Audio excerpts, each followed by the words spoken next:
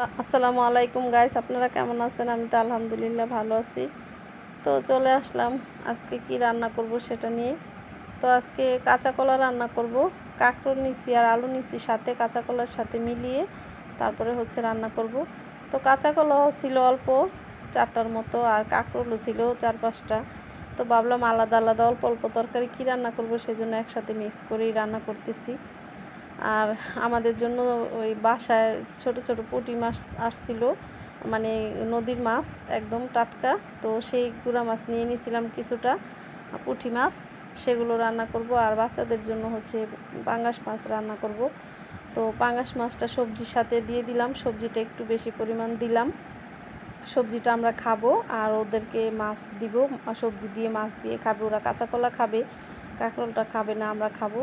তো একটু ঝোল ঝোল করে রান্না করছি, ডাল রান্না করিনি। আর পুঁটি মাছটাও রান্না করব।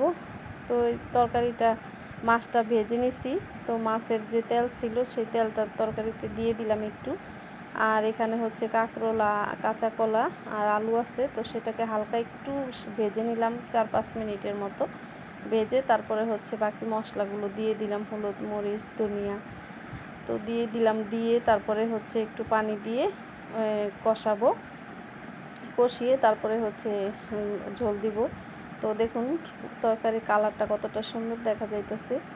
তো মশলার রং ভালো হলে তরকারির কালার কিন্তু সুন্দর আসে, আর যদি মশলার রংটা একটু ভালো না হয় তাহলে তরকারির কালারটাও তেমন একটা ভালো আসে না।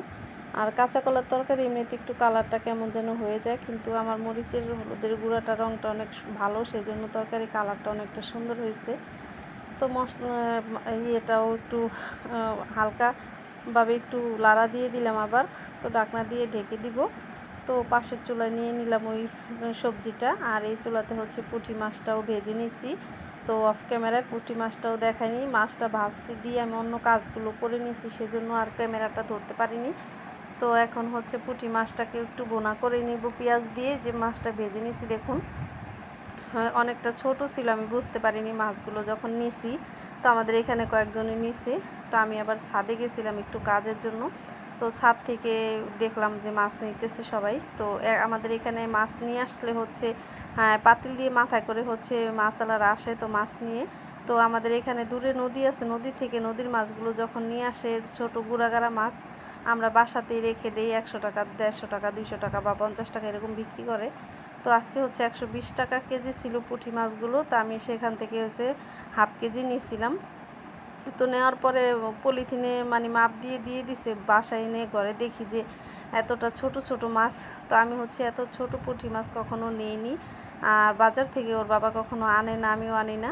তো আজকে নিয়ে অনেকটা বিপদে পড়ে গেছি। তারপর অনেক কষ্ট হয়েছে করতে, কিন্তু মাছগুলো খেতে ভীষণ মজা ছিল। আমি রান্না করার পর খেয়ে দেখলাম আসলেই সত্যি অনেক মজা, কিন্তু মাছগুলো অনেক টাটকা ছিল, আর নদীর মাছ বলে কথা। তারপরে হচ্ছে মাছগুলো কুটে ধুয়ে পরিষ্কার করে ভেজে নিছি। আর এখন ওর বাবা আর আমি খাবো এই মাছটা হচ্ছে ভেজে, তারপরে পেঁয়াজ দিয়ে সুন্দর করে ভুনা করছি। অনেকটাই মজা লাগছিল, মানে ঝোলটা এতটা মজা হয়েছে কি বলবো, টাটকা মাছ, সেজন্য মনে হয় অনেকটা মজা হয়েছে। তো আজকে এই 2 পদ রান্না করলাম। কালকে কচু শাক রান্না করছিলাম, সেটাও আছে, তো হয়ে যাবে। তো আপনারা দেখবেন আমার ভিডিওটা কেমন লাগলো কমেন্ট করে জানাবেন।